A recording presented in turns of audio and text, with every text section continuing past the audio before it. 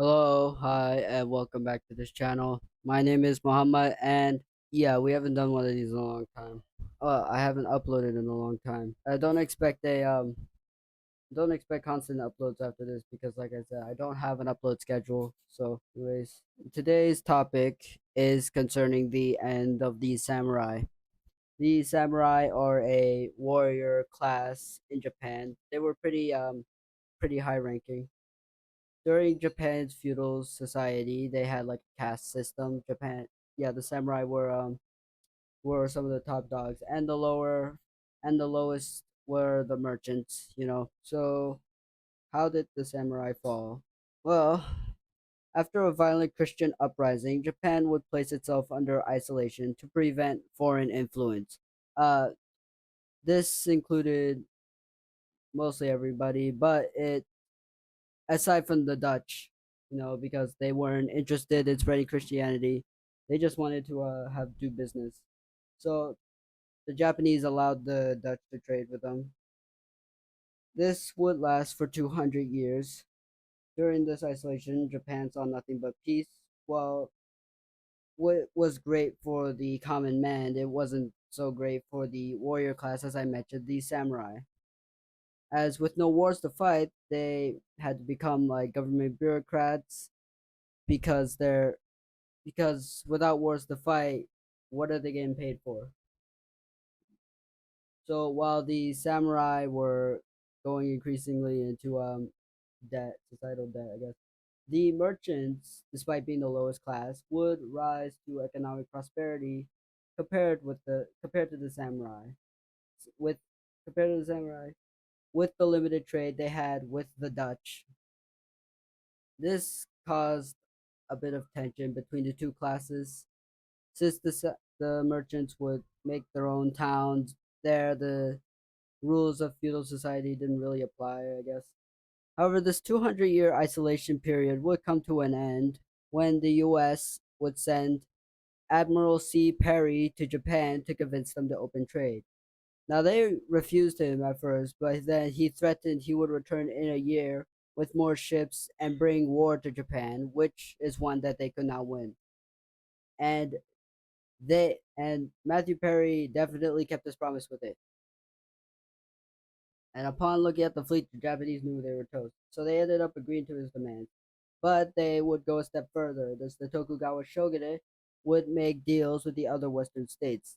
This, however, resulted in the Europeans placing unfair treaties on the Japanese, which angered many of the samurai, who would then arm themselves with Western weapons, and with the emperor placing his support behind them, the Boshin War would begin. It would end with the shogunate being overthrown and the emperor restoring his power. However, most of the people that were against the emperor, that fought against the imperial army during the Boshin War, um, the emperor decided to pardon, as everybody on the Boshin War was fighting in the name of the emperor. So, however, during while the emperor was in power, he presented a 5-point plan. The last part of the plan, I'm not going to get into the first 4 points, but the last point is what draw attention. It's to use the outside knowledge from the world to strengthen the emperor, which kind of goes against what the samurai of the imperial army went against due to not wanting to be in foreign influence. Kind of, throwing away the whole expel the barbarians part of their slogan. However, Emperor Meiji would instill the Meiji period, which saw Japan undergo modernization quicker than the world had never seen before. But the samurai were quickly becoming outdated as peasant soldiers quickly began replacing them. Because who needs to train for like their whole life using a sword when you could just learn how to use a gun in 9 months? Saigo Takamori is uh, is one of the samurai who had served with the Boshin War and was unhappy with the reforms. Just to be clear, he wasn't too against Japan modernizing. He has worn modern uniforms and stuff.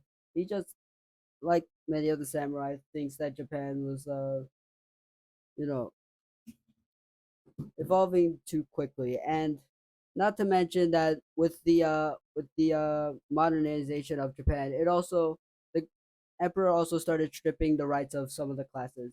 This included the samurai.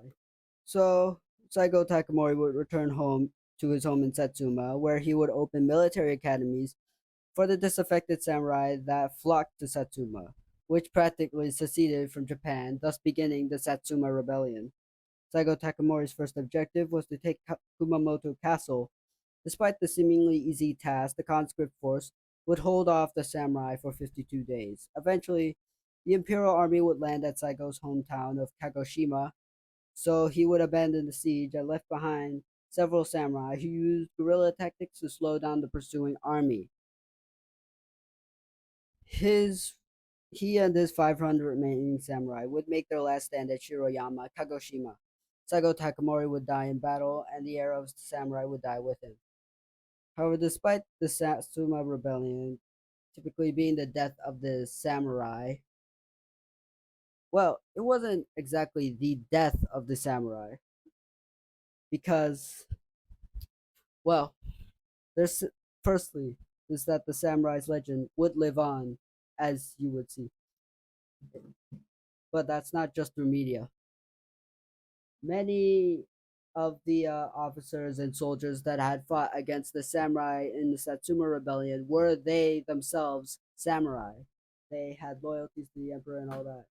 And the samurai's memory itself was honored, and Saigo was pardoned. He was immortalized as a hero, and elements of Bushido would become part of Japan's nationalistic code, military nationalist, with the imperial soldiers being made to think of themselves as samurai. And yeah, with the Satsuma Rebellion, the the samurai class was officially abolished and would be no more. But the samurai's memory continues to live on, and elements with Bushido would be the basis for Japan's military nationalism.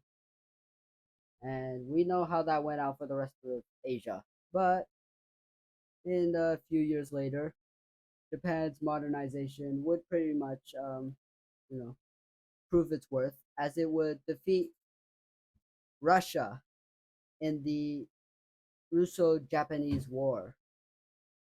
Yeah, pretty much stunning the whole world.